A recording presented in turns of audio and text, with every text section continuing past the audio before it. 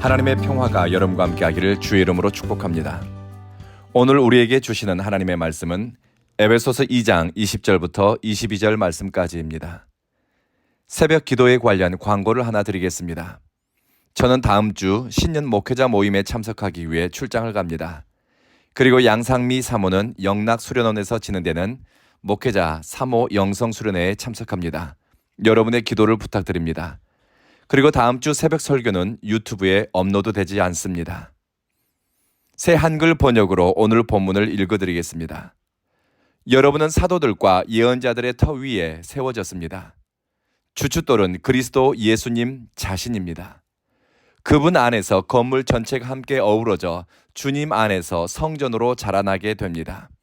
그분 안에서 바로 여러분도 함께 건물로 세워져서 성령님 안에서 하나님이 자리 잡고 사시는 거처가 됩니다. 개구리밥이라는 식물이 있습니다. 저수지에 떠있는 엽상 식물입니다. 이 식물의 다른 이름은 부평초입니다. 바람이 불면 이리저리 떠밀려 다닙니다. 그래서 떠돌이 인생을 부평초 인생이라고도 부릅니다.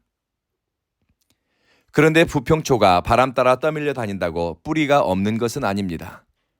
어느 식물학자의 글에 보니 부평초가 떠다니면서도 균형을 잡고 찌그러지지 않는 것은 자기 몸집보다 더 크게 물 밑으로 내린 뿌리 때문이라고 합니다. 균형의 힘은 뿌리에서 나옵니다. 성경은 심지가 견고한 사람, 내면의 중심이 반듯하게 균형 잡혀 있는 사람이 평강을 누린다고 합니다. 그리스도인이 뿌리를 내리는 터전은 우리의 구원자가 되시는 예수님입니다. 바울은 그리스도를 성도의 삶 혹은 교회, 공동체의 기초라고 부릅니다. 기초라고 번역된 이 단어의 또 다른 의미는 시작이라는 뜻을 가지고 있습니다. 사도들과 선지자들 그리고 다른 성도들은 예수라는 터 위에 새로운 성전을 쌓아 올렸습니다. 성도들이 쌓아 올린 것, 건물, 사역, 섬김, 봉사, 교육, 교제, 예배 모든 것은 그리스도가 기초가 되어야 하고 예수님으로부터 시작되어야 합니다. 오래전 한국의 새마을운동본부 국제사역 담당자가 인도를 방문해 제가 그분을 안내하고 통역할 기회가 있었습니다. 그분들은 뉴 빌리지 프로젝트, 새마을운동을 제3세계에 소개하고 지원하는 일을 합니다.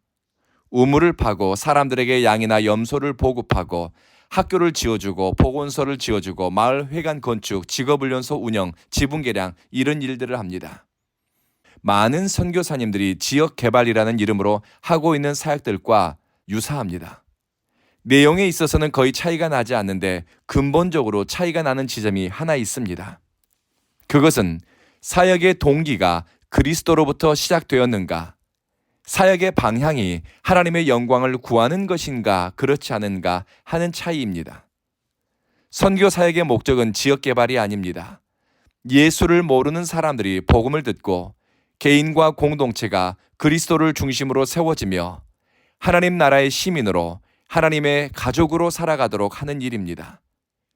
십자가의 비밀을 깨달은 사람은 자기 삶의 시작을 예수와 함께 시작합니다.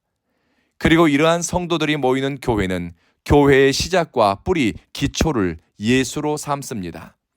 예수가 사역의 원리이고 교회 존재의 이유이고 또 개인과 공동체를 유지하는 모퉁이 돌입니다. 그렇게 예수를 모퉁이 돌로 기초로 삼는 사람과 공동체는 하나님이 임재하는 성전으로 발전해 갑니다. 바울은 22절에서 허영의 도시, 향락과 번영의 도시인 에베소에 사는 성도들에게 이렇게 당부합니다.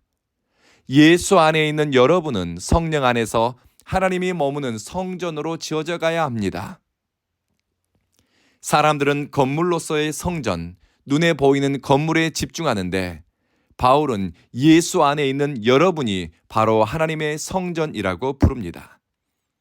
그리스도인이 성전이 되는 것은 예수를 영접하면서 우리는 하나님의 성전으로 성령의 도우심을 통해 지어져 갑니다. 교회를 출입한다고 직분을 받았다고 하나님의 성전이 되는 것은 아닙니다.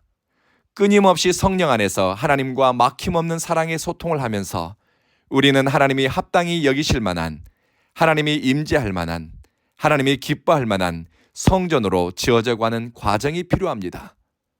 저절로 되지 않지요.